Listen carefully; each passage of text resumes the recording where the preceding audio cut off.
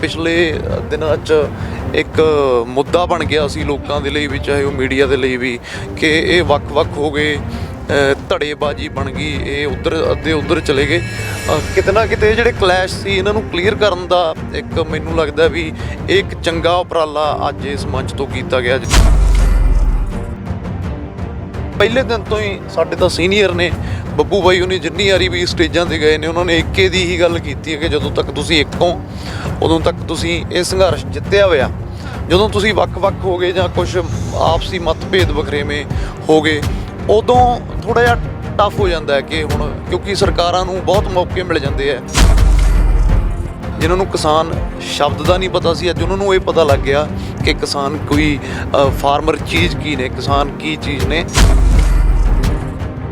जथेबंदियां मूहरे इक्को ही गल रखी सी कि आपां कुछ ऐसी तालमेल कमेटी बना दईए जिहड़ी टाइम ते तुहानूं आपदे प्रोग्राम ते आपदियां गल्लां सलाहां तुहाडे नाल सांझियां करदी रहे भी असीं नौजवानी ये चाहुंदी अज कि आपां आउण वाले दिनां 'च आह प्रोग्राम कर लईए।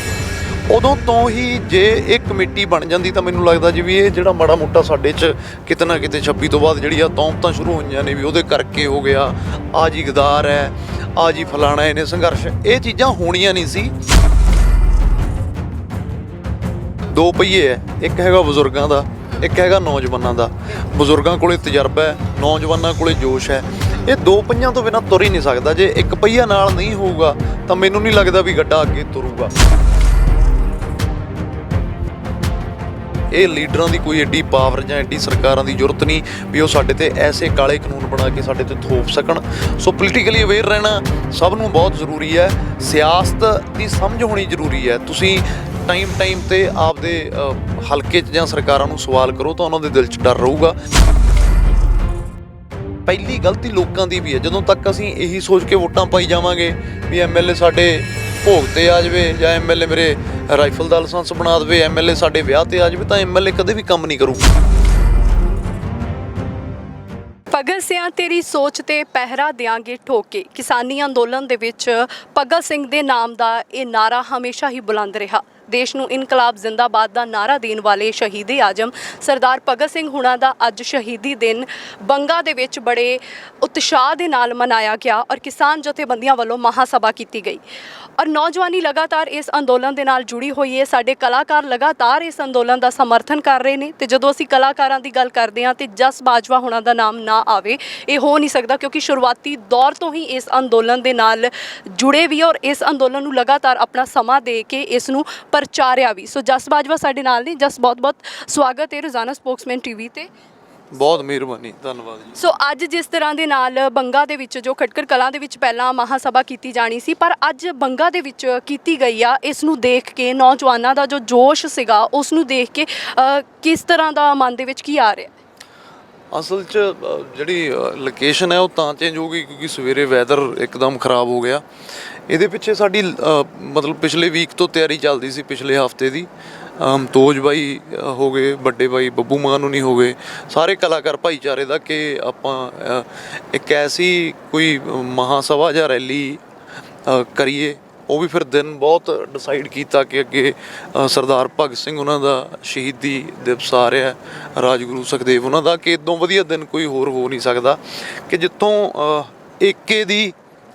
एके दी भाईवालता का संदेश लोगों च जावे कि जथेबंदियां ते नौजवान वर्ग जिहड़ा पिछले दिनों च एक मुद्दा बन गया सी लोगों के लिए भी, चाहे वो मीडिया के लिए भी, कि ये वक्-वक् हो गए, धड़ेबाजी बन गई, ये उधर अद्धे उधर चले गए।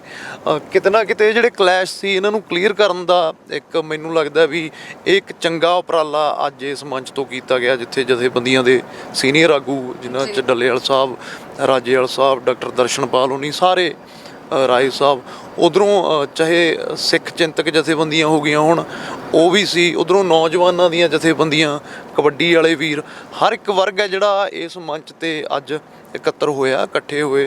तां एक बहुत वधिया मीडिया च भी ते सारे पंजाब दे लोकां च एक चंगा एक संदेश गया कि सारे इकट्ठे है। हर एक मीडिया चैनल ने उत्थे भी मेरे तो 2-3 जणियां ने क्वेश्चन पूछा कि अज दी रैली नूं किस तरह देखते हो। तो मैनूं लगदा भी जिहड़े माड़े मोटे बखरेवें किते ना किते लोकां च नोक झोक जांदे सी कि ये धड़ा बन गया, ये अज वो क्लीयर हो गए। एक दो रैलियां इहो जिहियां होर होईयां ਤਾਂ ਜਿਵੇਂ ਸਾਡਾ ਅੰਦੋਲਨ ਪਹਿਲਾਂ ਬਿਲਕੁਲ ਜਿਹੜੇ ਜੋਸ਼ੋ ਗਰਮੀ ਦੇ ਨਾਲ ਲੱਗਿਆ ਸੀ ਉਸੇ ਟਰੈਕ ਤੇ ਦੁਬਾਰੇ ਮਾਹੌਲ 'ਚ ਫੇਰ ਆ ਜਾਊਗਾ ਜੀ। ਸੋ ਲੱਗ ਰਿਹਾ ਕਿ ਇੱਕ ਢੁਕਵਾਂ ਸਮਾਂ ਸੀ ਤੇ ਉਸ ਦਾ ਪੂਰਾ ਫਾਇਦਾ ਲਿਆ ਗਿਆ ਆ ਔਰ ਕਿਵੇਂ ਅੱਜ ਦਾ ਪੂਰਾ ਇਵੈਂਟ ਤੁਸੀਂ ਵੀ ਦੇਖਿਆ ਹੈਗਾ, ਮਨ ਦੇ ਭਾਵ ਕੀ ਨੇ? ਜਿਸ ਤਰ੍ਹਾਂ ਤੁਸੀਂ ਵੀ ਕਿਹਾ ਕਿ ਲੱਗ ਰਿਹਾ ਕਿ ਅੱਗੇ ਫਿਰ ਉਹੀ ਜਿਹੜਾ ਅੰਦੋਲਨ ਆ ਮੁੜ ਸੁਰਜੀਤ ਹੋ ਜਾਵੇਗਾ, ਉਸੇ ਤਰ੍ਹਾਂ ਦਾ ਜਜ਼ਬਾ ਜਿਹੜਾ ਜਾਗ ਪਵੇਗਾ। ਸੋ ਵਾਕਈ ਇਦਾਂ ਦੇ ਅਸਾਰ ਅੱਜ ਮਹਿਸੂਸ ਹੋਏ ਨੇ। ਬਿਲਕੁਲ ਬਿਲਕੁਲ ਜਿੱਦਾਂ ਵੱਡੀ ਗੱਲ ਇਹ ਆ ਕਿ ਜਿੱਦਾਂ ਲੋਕਾਂ ਦਾ ਉੱਥੇ ਉਤਸ਼ਾਹ ਦੇਖਣ ਨੂੰ ਮਿਲਿਆ, ਵੱਡੀ ਗਿਣਤੀ 'ਚ, ਨਾਲੇ ਮੀਂਹ ਵੀ ਪੈ ਗਿਆ ਸੀ ਸਵੇਰੇ, ਇੱਕ ਲੋਕੇਸ਼ਨ ਵੀ ਚੇਂਜ ਹੋ ਗਈ ਸੀ, ਤਾਂ ਵੀ ਇਕੱਠ ਕਈ ਵਾਰੀ ਟੁੱਟ ਜਾਂਦਾ ਪਰ ਫਿਰ ਵੀ ਉੱਥੇ ਬਹੁਤ ਵੱਡੀ ਗਿਣਤੀ 'ਚ ਲੋਕਾਂ ਦਾ ਹਜੂਮ ਇਕੱਠ ਉੱਥੇ ਪਹੁੰਚਿਆ।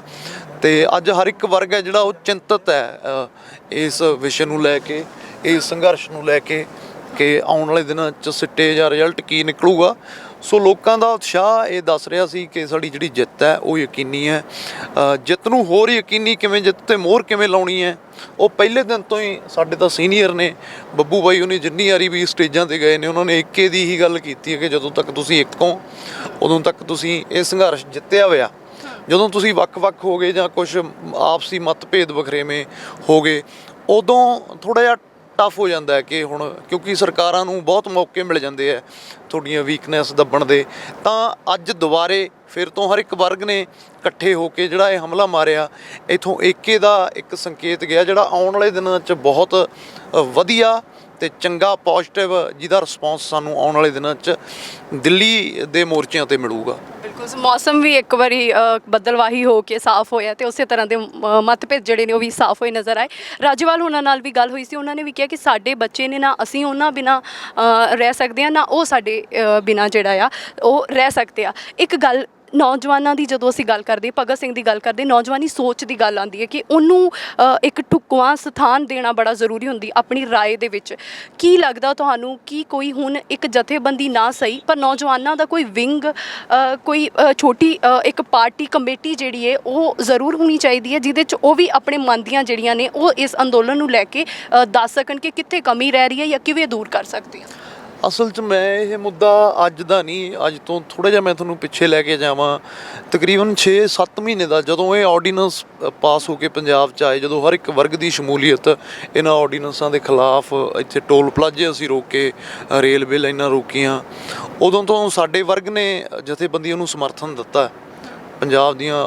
ਚਲੋ ਇਸ ਗੱਲ ਤੋਂ ਅਸੀਂ ਮੁੱਕਰਦੇ ਨਹੀਂ ਹੈਗੇ ਕਿ ਇਹ ਸੰਘਰਸ਼ ਹੈ ਜਿਹੜਾ ਜਥੇਬੰਦੀਆਂ ਨੇ, ਸਾਡੇ ਬਜ਼ੁਰਗਾਂ ਨੇ ਹੀ ਆਰੰਭਿਆ ਸੀਗਾ। ਅੱਜ ਵੀ ਅਸੀਂ ਉਹਨਾਂ ਦਾ ਉਸੇ ਮੰਤਵ ਨਾਲ ਸਤਿਕਾਰ ਕਰਦੇ ਹਾਂ ਕਿ ਉਹਨਾਂ ਵੱਲੋਂ ਹੀ ਇਹ ਜਿਹੜਾ ਸੰਘਰਸ਼ ਹੈ ਵਿੱਢਿਆ ਗਿਆ ਸੀ, ਅਸੀਂ ਇਹਦੇ ਨਾਲ ਜੁੜੇ ਹਾਂ। ਪਰ ਜਦੋਂ ਹਰ ਇੱਕ ਵਰਗ ਜੁੜ ਜਾਂਦਾ ਹੈ, ਅੱਜ ਤਾਂ ਇਹ ਸੰਘਰਸ਼ ਐਡਾ ਵੱਡਾ ਹੋ ਗਿਆ, ਦੀਨ ਦੁਨੀਆ 'ਚ ਇਹਦੀ ਚਰਚਾ ਹੁੰਦੀ ਹੈ। ਵੱਡੇ ਵੱਡੇ ਦੁਨੀਆ ਦੇ ਪੌਪ ਸਟਾਰ ਜਿਹੜੇ ਬੁੱਧੀਜੀਵੀ ਨੇ, ਚੰਗੀ ਭਾਈਵਾਲਤਾ ਦੀ ਗੱਲ ਕਰਦੇ ਆ, ਇੱਕੇ ਦੀ ਗੱਲ ਕਰਦੇ ਆ, ਉਹ ਲੋਕ ਸਾਡੇ ਸਮਰਥਨ 'ਚ ਆਏ ਨੇ। ਬਹੁਤ ਵੱਡੀ ਇਹ ਆਪਸੀ ਇੱਕ ਸਾਡੀ ਜਿੱਤ ਹੈ। ਜਿਨ੍ਹਾਂ ਨੂੰ ਕਿਸਾਨ ਸ਼ਬਦ ਦਾ ਨਹੀਂ ਪਤਾ ਸੀ, ਅੱਜ ਉਹਨਾਂ ਨੂੰ ਇਹ ਪਤਾ ਲੱਗ ਗਿਆ ਕਿ ਕਿਸਾਨ ਕੋਈ ਫਾਰਮਰ ਚੀਜ਼ ਕੀ ਨੇ, ਕਿਸਾਨ ਕੀ ਚੀਜ਼ ਨੇ। ਤਾਂ ਇਹ ਮੈਂ ਜਦੋਂ ਸਾਡੀਆਂ ਇੱਥੇ ਸਟਾਰਟਿੰਗ ਵਾਲੇ ਦੌਰ 'ਚ, ਸ਼ੁਰੂਆਤੀ ਦਿਨਾਂ 'ਚ ਸਾਡੀਆਂ ਜਦੋਂ ਇੱਥੇ ਮੀਟਿੰਗਾਂ ਹੁੰਦੀਆਂ ਸੀ ਕਿਸਾਨ ਭਵਨ 'ਚ, ਤਾਂ ਮੇਰੇ ਵੱਲੋਂ ਇਹ ਉਦੋਂ ਵੀ ਮੰਗ ਰੱਖੀ ਜਾਂਦੀ ਸੀ ਕਿ ਨੌਜਵਾਨੀ 'ਚ ਇੱਕ ਵੱਖਰਾ ਉਤਸ਼ਾਹ ਹੈ, ਕਿਉਂਕਿ ਕਲਾਕਾਰ ਭਾਈਚਾਰੇ ਨੇ ਇੱਕ ਬਹੁਤ ਵੱਡਾ, ਚਲੋ ਸਾਡੀ ਲਾਈਨ ਆ, ਮੈਂ ਕੋਈ ਵੜਪਣ ਨਹੀਂ ਆਪਦਾ ਕਰ ਰਿਹਾ, ਪਰ ਇੱਕ ਐਸਾ ਰੋਲ ਨਿਭਾਇਆ ਕਿ ਉਹ ਡਟ ਕੇ ਖੜੇ ਹੈ ਹਰ ਇੱਕ ਸਾਡੇ ਬਜ਼ੁਰਗਾਂ ਦੇ ਨਾਲ। ਚਲੋ ਸਾਡਾ ਫਰਜ਼ ਵੀ ਬਣਦਾ ਸੀ, ਜੇ ਮੈਂ ਕਲਾਕਾਰ ਨਾ ਹੁੰਦਾ ਤਾਂ ਵੀ ਮੈਂ ਇੱਕ ਜ਼ਿਮੀਂਦਾਰ ਦੇ ਤੌਰ 'ਤੇ ਸੰਘਰਸ਼ ਦੇ ਵਿੱਚ ਆਉਂਦਾ ਹੀ ਆਉਂਦਾ। ਪਰ ਜਦੋਂ ਇੰਨੇ ਵਰਗ ਤੁਹਾਡੇ ਨਾਲ ਜੁੜ ਜਾਂਦੇ ਆ, ਸਾਡੇ ਨਾਲ ਸਟਾਰਟਿੰਗ ਦੇ ਦਿਨਾਂ 'ਚ ਕੁੜੀ ਕਨੂਪ੍ਰਿਆ ਯੂਨੀਵਰਸਿਟੀ ਤੋਂ ਪਹਿਲੀ ਲੜਕੀ ਸੀ ਜਿਹੜੀ ਪ੍ਰਧਾਨ ਬਣੀ ਸੀ, ਹੋਰ ਬੜੇ ਬੁੱਧੀਜੀਵੀ, ਚਾਹੇ ਉਹ ਵਕੀਲ ਸੀ, ਚਾਹੇ ਕੋਈ ਸਮਾਜ ਸੇਵੀ ਸੀ, ਜੁੜੇ। ਤਾਂ ਮੈਂ ਜਥੇਬੰਦੀਆਂ ਮੂਹਰੇ ਇੱਕੋ ਹੀ ਗੱਲ ਰੱਖੀ ਸੀ ਕਿ ਆਪਾਂ ਕੁਛ ਐਸੀ ਤਾਲਮੇਲ ਕਮੇਟੀ ਬਣਾ ਦਈਏ ਜਿਹੜੀ ਟਾਈਮ ਤੇ ਤੁਹਾਨੂੰ ਆਪਦੇ ਪ੍ਰੋਗਰਾਮ ਤੇ ਆਪਦੀਆਂ ਗੱਲਾਂ ਸਲਾਹਾਂ ਤੁਹਾਡੇ ਨਾਲ ਸਾਂਝੀਆਂ ਕਰਦੀ ਰਹੇ ਵੀ ਅਸੀਂ ਨੌਜਵਾਨੀ ਇਹ ਚਾਹੁੰਦੀ ਅੱਜ ਕਿ ਆਪਾਂ ਆਉਣ ਵਾਲੇ ਦਿਨਾਂ 'ਚ ਆਹ ਪ੍ਰੋਗਰਾਮ ਕਰ ਲਈਏ ਜੀ। ਉਦੋਂ ਤੋਂ ਹੀ ਜੇ ਇਹ ਕਮੇਟੀ ਬਣ ਜਾਂਦੀ ਤਾਂ ਮੈਨੂੰ ਲੱਗਦਾ ਜੀ ਵੀ ਇਹ ਜਿਹੜਾ ਮਾੜਾ ਮੋਟਾ ਸਾਡੇ 'ਚ ਕਿਤੇ ਨਾ ਕਿਤੇ 26 ਤੋਂ ਬਾਅਦ ਜਿਹੜੀ ਆ ਤੌਮਤਾਂ ਸ਼ੁਰੂ ਹੋਈਆਂ ਨੇ ਵੀ ਉਹਦੇ ਕਰਕੇ ਹੋ ਗਿਆ, ਆ ਜੀ ਗਦਾਰ ਹੈ, ਆ ਜੀ ਫਲਾਣਾ ਇਹਨੇ ਸੰਘਰਸ਼, ਇਹ ਚੀਜ਼ਾਂ ਹੋਣੀਆਂ ਨਹੀਂ ਸੀ। ਮੰਨ ਲਓ ਸਪੋਜ਼ ਕਰੋ ਫੋਰ ਐਗਜ਼ਾਮਪਲ 32 ਜਥੇਬੰਦੀਆਂ ਨੇ ਜੀ, ਜੇ ਇੱਕ ਨੌਜਵਾਨਾਂ ਦੀ ਜਥੇਬੰਦੀ ਵਿੱਚ ਆ ਜਾਂਦੀ ਤਾਂ 33 ਹੋ ਜਾਂਦੀ, ਕੋਈ ਫਰਕ ਤਾਂ ਪੈਣਾ ਨਹੀਂ ਸੀਗਾ। ਉਹਦੇ 'ਚ ਨੌਜਵਾਨਾਂ ਨੂੰ ਇਹ ਲੱਗਣਾ ਸੀ ਕਿ ਸਾਡੀ ਜਿਹੜੀ ਗੱਲ ਹੈ ਕਿਤੇ ਨਾ ਕਿਤੇ ਉਹ ਰੱਖੀ ਜਾ ਰਹੀ ਆ, ਸਾਡੇ ਜਿਹੜੇ ਨੁਮਾਇੰਦੇ ਨੇ, ਆਗੂ ਨੇ, ਉਹ ਵਿੱਚ ਨੇ। ਇਹ ਨਹੀਂ ਹੈਗਾ ਕਿ ਅਸੀਂ ਉਹਨਾਂ ਨੂੰ ਆਪਦੇ ਆਗੂ ਨਹੀਂ ਮੰਨਦੇ ਜਿਹੜੇ ਸਾਡੇ ਬਜ਼ੁਰਗ ਨੇ। ਇੱਕ ਫਿਰ ਵੀ ਇੱਕ ਜਦੋਂ ਮੂਵਮੈਂਟਾਂ ਉੱਠਦੀਆਂ ਨੇ, ਲਹਿਰਾਂ ਉੱਠਦੀਆਂ ਨੇ, ਉਹਦੇ 'ਚ ਹਰ ਇੱਕ ਵਰਗ ਦੀ ਸ਼ਮੂਲੀਅਤ ਜਿਹੜੀ ਬਹੁਤ ਵੱਡੇ ਪੱਧਰ 'ਤੇ ਯੋਗਦਾਨ ਪਾਉਂਦੀ ਆ। ਨੌਜਵਾਨੀ ਤੋਂ ਬਿਨਾਂ ਮੈਨੂੰ ਨਹੀਂ ਲੱਗਦਾ ਵੀ ਕੋਈ ਵੀ ਜਿਹੜਾ ਕਾਰਜ ਹੈ ਉਹ ਸੰਭਵ ਹੋ ਸਕਦਾ ਜਾਂ ਉਹ ਲੀਕਿਆ ਜਾ ਸਕਦਾ। ਚਾਹੇ ਉਹ 26 ਤਰੀਕ ਨੂੰ ਅਸੀਂ ਇੱਥੋਂ ਬੈਰੀਗੇਡ ਪੱਟ ਕੇ ਸ਼ੰਭੂ ਦੇ, ਪਿਛਲੀ 26 ਦੀ ਗੱਲ ਕਰਦਾ ਜਦੋਂ ਦਿੱਲੀ ਨੂੰ ਕੂਚ ਕਰਨਾ ਸੀ, ਉੱਥੇ ਨਵੰਬਰ 'ਚ ਅੱਗੇ ਜਾਣਾ ਸੀ, ਜਾਂ ਇੱਥੇ ਟੋਲ ਪਲਾਜ਼ੇ ਰੋਕਣੇ ਸੀ, ਜਾਂ ਕੋਈ ਵੀ ਪ੍ਰੋਗਰਾਮ ਆ। ਨੌਜਵਾਨੀ ਦਾ ਬਹੁਤ ਵੱਡੇ ਪੱਧਰ 'ਤੇ ਯੋਗਦਾਨ ਰਿਹਾ। ਨੌਜਵਾਨੀ ਨੂੰ ਬਸ ਇੰਨਾ ਕੁ ਨੌਜਵਾਨੀ ਡਿਮਾਂਡ ਕਰਦੀ ਸੀ ਕਿ ਸਾਡੇ ਕੁਛ ਆਗੂ ਜਾਂ ਜਿਨ੍ਹਾਂ ਨੂੰ ਨੌਜਵਾਨੀ ਨੇ ਪਿਛਲੇ ਦਿਨਾਂ 'ਚ ਸਰਾਇਆ ਪਿਆਰ ਕੀਤਾ, ਵੀ ਉਹਨਾਂ ਨੂੰ ਤੁਸੀਂ ਕਿਤੇ ਨਾ ਕਿਤੇ ਵਿੱਚ ਰੱਖੋ। ਜੇ ਉਹ ਚੀਜ਼ਾਂ ਹੋ ਜਾਂਦੀਆਂ, ਉਹ 'ਚ ਇਕੱਲੇ ਪੰਜਾਬ ਵਾਲਿਆਂ ਦੀ ਮੈਂ ਗੱਲ ਨਹੀਂ ਕਰਦਾ, ਉਹਦੇ 'ਚ ਮੈਂ ਗੱਲ ਕਰਦਾ MP ਵਾਲੇ ਜਿਹੜੇ ਭਰਾ ਉੱਥੋਂ ਉੱਤਰਾਖੰਡ ਤੋਂ ਆਏ ਆ, ਉਹ ਵੀ ਨੇ। ਉਹਦੇ 'ਚ ਨਵਦੀਪ ਹੈ, ਵਾਟਰ ਕੈਨਨ ਵਾਲਾ, ਹਰਿਆਣੇ ਦਾ ਮੁੰਡਾ। ਉਹਦੇ 'ਚ ਲੱਖਾ ਸਾਡਾ ਬਾਈ ਵੱਡਾ, ਦੀਪ ਹੈ। ਇਹ ਸਾਰੇ ਵਰਗ ਇੱਕ ਐਸੀ ਕੋਈ ਤਾਲਮੇਲ ਕਮੇਟੀ ਬਣਦੀ 11 ਮੈਂਬਰੀ ਜਾਂ 21 ਮੈਂਬਰੀ, ਜਿਹੜੇ ਟਾਈਮ 'ਤੇ ਜਥੇਬੰਦੀਆਂ ਨੂੰ ਦੱਸਦੇ ਵੀ ਹੁਣ ਨੌਜਵਾਨਾਂ ਦੀ ਆਹ ਆਵਾਜ਼ ਹੈ, ਇਸ ਚੀਜ਼ ਨਾਲ ਸੰਘਰਸ਼ ਹੋਰ ਤਿੱਖਾ ਹੋ ਸਕਦਾ। ਇਸ ਪ੍ਰੋਗਰਾਮ ਦੇ ਨਾਲ ਆਪਾਂ ਮਤਲਬ ਡਿਸਕਸ ਹੋ ਜਾਂਦਾ। ਜੇ ਇਹ ਹੁਣ ਵੀ ਮੈਂ ਇਹ ਚਾਹੁੰਦਾ ਵੀ ਕੋਈ ਨਾ ਕੋਈ ਐਸੀ ਕਮੇਟੀ, ਕੋਈ ਨਾ ਕੋਈ ਐਸੀ ਕੋਈ ਜਥੇਬੰਦੀ ਕਹਿ ਲਓ ਜਾਂ ਕੁਝ ਵੀ ਕਹਿ ਲਓ, ਨੌਜਵਾਨਾਂ ਦੇ ਲਈ ਜ਼ਰੂਰ ਬਣਨੀ ਚਾਹੀਦੀ ਹੈ ਵੀ ਜਿਹੜੇ ਟਾਈਮ 'ਤੇ ਜਾ ਕੇ ਜਿਹੜੇ ਸਾਡੇ ਸੀਨੀਅਰ ਅਗਵਾਈ ਉਹੀ ਕਰਨਗੇ। ਅਸੀਂ ਨਹੀਂ ਕਹਿੰਦੇ ਵੀ ਅਸੀਂ ਅਗਵਾਈ ਕਰਾਂਗੇ ਇਸ ਸੰਘਰਸ਼ ਦੀ, ਨੌਜਵਾਨਾਂ ਨੂੰ ਕੋਈ ਚੌਧਰ ਦੀ ਲੋੜ ਹੈ, ਪਰ ਸਾਨੂੰ ਉਹ ਨਾਲ ਮੈਂਬਰਾਂ ਦੇ ਵਿੱਚ ਰੱਖ ਲੈਣ। ਜਿਵੇਂ ਫੋਰ ਐਗਜ਼ਾਮਪਲ ਵੀ ਜਿਵੇਂ ਰਾਜੇਵਾਲ ਸਾਹਿਬ ਨੂੰ ਅਸੀਂ ਪ੍ਰੈਜ਼ੀਡੈਂਟ ਆਫ ਦਾ ਮੰਨਦੇ ਸੀ, ਉਹ ਅੱਗੇ ਜਾਂਦੇ ਸੀ, ਉਹਨਾਂ ਨਾਲ 8-10 ਬੰਦੇ ਹੋਰ ਹੁੰਦੇ ਸੀ ਨਾ ਜਿਹੜੇ ਜਾਂਦੇ ਸੀ। ਉਵੇਂ ਹੀ ਜੇ ਉਹਨਾਂ 'ਚ ਇੱਕ ਜਾਂ ਦੋ ਨੌਜਵਾਨ ਚਲੇ ਜਾਣਗੇ ਤਾਂ ਮੈਨੂੰ ਲੱਗਦਾ ਵੀ ਇਹਦੇ ਨਾਲ ਇੱਕ ਚੰਗਾ ਸੰਕੇਤ ਤੇ ਚੰਗਾ ਸੁਨੇਹਾ ਜਾਊਗਾ, ਅਤੇ ਨੌਜਵਾਨਾਂ ਨੂੰ ਇਹ ਲੱਗੂਗਾ ਵੀ ਨੌਜਵਾਨ, ਕਿਉਂਕਿ ਹੁਣ ਨੌਜਵਾਨਾਂ ਦਾ ਪਿਆਰ ਹੈ, ਇਹ ਇੱਕ ਆਵਾਮ ਦੀ ਆਵਾਜ਼ ਹੈ ਵੀ ਸਾਨੂੰ ਆਹ ਬੰਦੇ ਫਰੰਟ ਲਾਈਨ 'ਤੇ ਚਾਹੀਦੇ ਨੇ, ਅਤੇ ਜੇ ਅਸੀਂ ਸੰਘਰਸ਼ ਜਿੱਤਦੇ ਹਾਂ ਉਹਨਾਂ ਬੰਦਿਆਂ ਨੂੰ ਰੱਖ ਕੇ ਤਾਂ ਸਾਨੂੰ ਕਿਉਂ ਨਹੀਂ ਕਰਨਾ ਚਾਹੀਦਾ। ਸਾਨੂੰ ਕਰਨਾ ਚਾਹੀਦਾ। ਸਾਨੂੰ ਉਹ ਬੰਦੇ ਨਾਲ ਮੋਢੇ ਨਾਲ ਮੋਢਾ ਰਲਾ ਕੇ ਨਾਲ ਤੋਰਨੇ ਚਾਹੀਦੇ ਨੇ। ਤਾਂ ਕਿਉਂਕਿ ਅਸੀਂ ਐਂਡ ਆਫ ਦਾ ਡੇ ਸਾਡਾ ਟਾਰਗੇਟ ਕੀ ਹੈ? ਸਾਡਾ ਇੱਕੋ ਟਾਰਗੇਟ ਹੈ ਕਿ ਅਸੀਂ ਇਹ ਸੰਘਰਸ਼ ਜਿੱਤੀਏ, ਇਹ ਜਿਹੜੇ ਬਿੱਲ ਨੇ ਉਹਨਾਂ ਨੂੰ ਰੱਦ ਕਰਾ ਕੇ ਦੁਬਾਰੇ ਪੰਜਾਬ 'ਚ ਆਈਏ। ਕਿਉਂਕਿ ਪੰਜਾਬ ਦਾ ਜਿਵੇਂ ਇਹ ਤਾਂ ਬਿੱਲ ਸਾਡੇ 'ਤੇ ਥੋਪ ਦਿੱਤੇ ਗਏ ਆ, ਅਸੀਂ ਕੁਛ ਆਪਦੇ ਲਈ ਨਹੀਂ ਮੰਗ ਰਹੇ, ਅਸੀਂ ਕਰਕੇ ਖਾ ਰਹੇ ਸੀਗੇ। ਗੌਰਮੈਂਟ ਨੇ ਕਰਕੇ ਖਾਂਦਿਆਂ ਦੇ ਉੱਤੇ ਇੱਕ ਐਸੀ ਇਹ ਕਰੋਨਾ ਦੇ ਦਿਨਾਂ 'ਚ ਖਰੜੇ ਤਿਆਰ ਕੀਤੇ ਗਏ ਗਾਜ ਸਿੱਟੀ ਹੈ ਕਿ ਹੁਣ ਜਿਹੜਾ ਸਾਡਾ ਰੁਜ਼ਗਾਰ ਹੈ ਸਾਡੇ ਤੋਂ ਉਹੀ ਖੋ ਰਹੇ ਆ। ਅਸੀਂ ਕੁਛ ਐਕਸਟਰਾ ਨਹੀਂ ਮੰਗ ਰਹੇ। ਅਸੀਂ ਤਾਂ ਪਹਿਲਾਂ ਜੇ ਪੰਜਾਬ ਦੀ ਕਿਸਾਨੀ ਦੇਖ ਲਈ ਜਾਵੇ ਤਾਂ ਕਿਹੜੇ ਉਹਦੇ ਹਾਲ ਹੀਲੇ ਨੇ, ਮੈਨੂੰ ਨਹੀਂ ਲੱਗਦਾ ਕੁਛ ਕੱਢਣ ਪਾਉਣ ਨੂੰ ਬਚਦਾ। ਪਰ ਇਹ ਹੈ ਵੀ ਚਲੋ ਇੱਕ ਕਿੱਤਾ, ਪਿਤਾ ਪੁਰਖੀ ਕਿੱਤਾ, ਦਾਦਿਆਂ ਦਾ ਇੱਕ ਰੁਜ਼ਗਾਰ ਹੈ, ਰੋਟੀ ਪਾਣੀ ਚੱਲਦਾ। ਹੋਰ ਕੀ ਖੇਤੀਬਾੜੀ ਨੂੰ ਜੇ ਕਹਿ ਦਈਏ ਕਿ ਇਹ ਪ੍ਰੋਫਿਟ ਦਾ ਧੰਦਾ ਹੈ, ਨਹੀਂ ਹੈਗਾ ਧੰਦਾ। ਇਹ ਤਾਂ ਸਿਰਫ ਪਰਿਵਾਰ ਪਾਲਦਾ, ਸਿਰਫ ਇੱਕ ਸਾਡਾ ਦੋ ਡੰਗ ਦਾ ਰੋਟੀ ਪਾਣੀ ਚੱਲਦਾ, ਹੋਰ ਇਹਦੇ ਤੋਂ ਬਿਨਾਂ ਹੋਰ ਕੁਝ ਨਹੀਂ ਹੈਗਾ। ਜੇ ਕਹਿ ਦਈਏ ਵੀ ਖੁਦਕੁਸ਼ੀਆਂ ਪਹਿਲਾਂ ਵੀ ਬਹੁਤ ਵੱਡੇ ਪੱਧਰ 'ਤੇ ਹੋ ਰਹੀਆਂ ਨੇ, ਇਹ ਤਾਂ ਇੱਕ ਸੰਕਟ ਸਾਡੇ 'ਤੇ ਆਇਆ। ਅਸੀਂ ਇਹਦੇ 'ਚੋਂ ਨਿਕਲਣਾ ਸਾਰਿਆਂ ਨੇ ਰਲ ਮਿਲ ਕੇ, ਚਾਹੇ ਉਹ ਜਿਵੇਂ ਮਰਜ਼ੀ ਨਿਕਲੀਏ, ਚਾਹੇ ਉਹ ਕੋਈ ਵੀ ਬੰਦਾ ਕੱਢੇ, ਸਾਨੂੰ ਉਹ ਬੰਦਾ ਚਾਹੀਦਾ ਫਰੰਟ 'ਤੇ, ਜਿਹੜਾ ਬੰਦਾ ਸਾਨੂੰ ਅੱਜ ਇਸ ਦੌਰ 'ਚੋਂ ਕੱਢ ਕੇ ਬਾਹਰ ਲੈ ਜਾਵੇ, ਪਾਰ ਲਾ ਦੇਵੇ ਸਾਡੀ ਡੁੱਬਦੀ ਬੇੜੀ ਨੂੰ, ਅਤੇ ਇਸ ਸੰਘਰਸ਼ ਨੂੰ ਆਪਾਂ ਜਿੱਤ ਜਾਈਏ ਅਤੇ ਦੁਬਾਰੇ ਆ ਕੇ ਆਪਣੇ ਖੇਤਾਂ 'ਚ ਖੁਸ਼ਹਾਲੀ ਜਿਹੜਾ ਜੀਵਨ ਹੈ ਸਾਡਾ ਉਹ ਬਤੀਤ ਕਰੀਏ, ਜਾਂ ਪੰਜਾਬ ਨੂੰ ਹੋਰ ਕਿਵੇਂ ਤਰੱਕੀ 'ਤੇ ਲੈ ਕੇ ਜਾਣਾ, ਹੋਰ ਅਗਲੀਆਂ ਰਣਨੀਤੀਆਂ। ਵੱਡੀ ਖੁਸ਼ੀ ਦੀ ਗੱਲ ਇਹ ਵੀ ਹੋਈ ਹੈ ਕਿ ਪੰਜਾਬ ਇੱਕ ਲੰਮੇ ਅਰਸੇ ਤੋਂ ਬਾਅਦ ਅੱਜ ਜਾਗਿਆ। ਸੁੱਤਾ ਪਿਆ ਸੀ ਇੱਥੇ ਲੋਕਾਂ ਦੀ ਆਪਸੀ, ਇੱਕ ਪਿੰਡ 'ਚ ਤਿੰਨ ਪਾਰਟੀਆਂ ਨੇ, ਇੱਕ ਆਪ ਵਾਲਿਆਂ ਦੀ ਹੈ, ਇੱਕ ਅਕਾਲੀਆਂ ਦੀ ਹੈ, ਇੱਕ ਕਾਂਗਰਸੀਆਂ ਦੀ ਹੈ, ਬਾਕੀ ਹੋਰ ਵੀ ਹੋ ਸਕਦੀਆਂ ਨੇ। ਉਹ ਅੱਜ ਪਾਰਟੀਬਾਜ਼ੀ ਤੋਂ ਉੱਤੇ ਉੱਠ ਕੇ ਇਕੱਠੇ ਹੋਏ ਆ। ਇੱਕ ਟਰਾਲੀਆਂ 'ਚ ਜਿਹੜੇ ਕਿਤੇ ਐਂ ਸੀਗਾ ਵੀ ਇਹ ਫਲਾਣੀ ਪਾਰਟੀ ਦਾ, ਇਹ ਢਮਕਾਣੀ ਪਾਰਟੀ ਦਾ, ਕੁੰਡਲੀ ਬਾਰਡਰ 'ਤੇ ਮੈਂ ਉਹ ਲੋਕ ਦੇਖਿਆ ਇੱਕ ਟਰਾਲੀ ਦੇ ਵਿੱਚ ਹੀ ਪੈਂਦੇ ਆ, ਇੱਕ ਟਰਾਲੀ ਦੇ ਵਿੱਚ ਹੀ ਖਾਂਦੇ ਆ, ਇੱਕੋ ਹੀ ਉਹਨਾਂ ਦਾ ਲੰਗਰ ਹੈ। ਬਹੁਤ ਚਿਰਾਂ ਬਾਅਦ ਇਹ ਸਿਰ ਜੁੜੇ ਸੀ। ਮੈਨੂੰ ਲੱਗਦਾ ਵੀ ਇਹ ਚੰਗਾ ਸੰਕੇਤ ਸੀ। ਇਹ ਸੰਘਰਸ਼ ਨੇ ਬੜਾ ਕੁਛ ਕਲੀਅਰ ਵੀ ਕੀਤਾ, ਬੜਾ ਕੁਛ ਪੋਜ਼ਿਟਿਵ ਵੀ ਸਾਨੂੰ ਦਿੱਤਾ ਹੈ।